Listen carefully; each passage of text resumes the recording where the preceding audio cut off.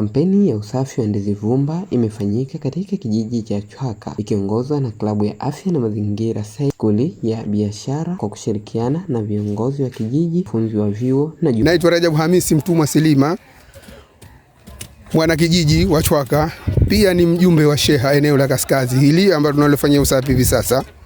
Na mimi ndi mhamasishaji mkubwa nikiambatana na mwenyekiti wangu aliondoka kwa kazi hii. Sio kama ni leo tu, mara nyingi huwa tunafanya baada ya muda. Kuna mwenzetu mmoja, mwanachuo mmoja, mwanafunzi wetu mmoja ambaye tunashirikiana na wanakijiji wa Chwaka. Yeye ndo alizidi kutupa hamasa.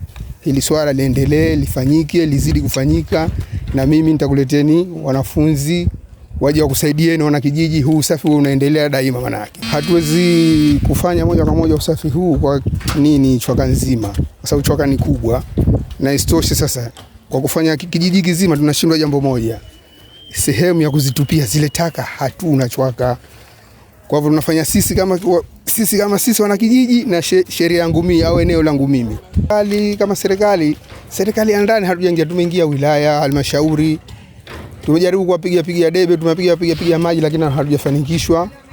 Hatujafanikia jambo lolote. Na walijaribu kutusema halmashauri, lakini wale ambao tulikuwa tunazungumza nao kipindi kile waliondoshwa kwenye nafasi zile, wakakaa wengine.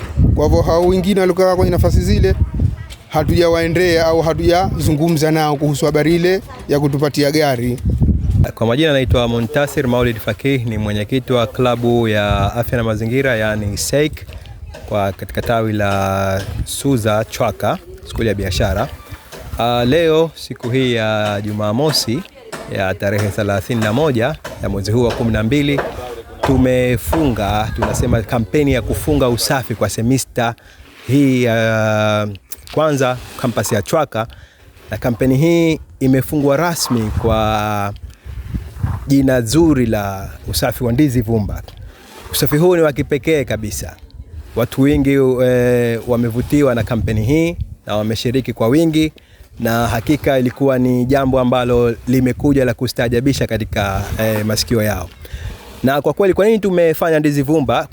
Kwanza ni tunafanya usafi, lakini jambo la pili tutakuwa na chakula cha pamoja cha asili kudumisha asili yetu kama Wazanzibari, na samaki kama asili ya Chwaka. Kuambia watu wote ambao walikuwa wanalalamika sana kwamba watu hawashiriki katika swala la mazingira, watu bado hawayapendi mazingira, leo ile kauli tumeona ni tofauti.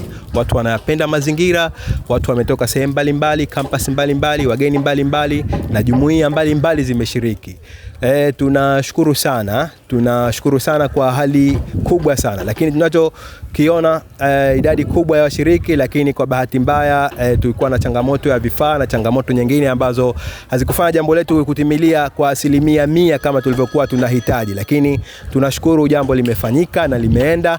Na nitoe wito kwa kwanza kwa chuo kama chuo kuelewa hii nguvu ambayo imetolewa na wanafunzi, lakini cha pili nitoe wito kwa jumuiya na mawizara mbalimbali ambao wanahusika na jambo hili kuliongezea nguvu ili lifanyike zaidi. Kwa jina naitwa Thani Othman Rahman, ni mwanafunzi wa Chuo Kikuu cha Zanzibar Suza, pia ni naibu waziri wa afya na mazingira ndani ya serikali ya wanafunzi Chuo Kikuu cha Zanzibar Suza.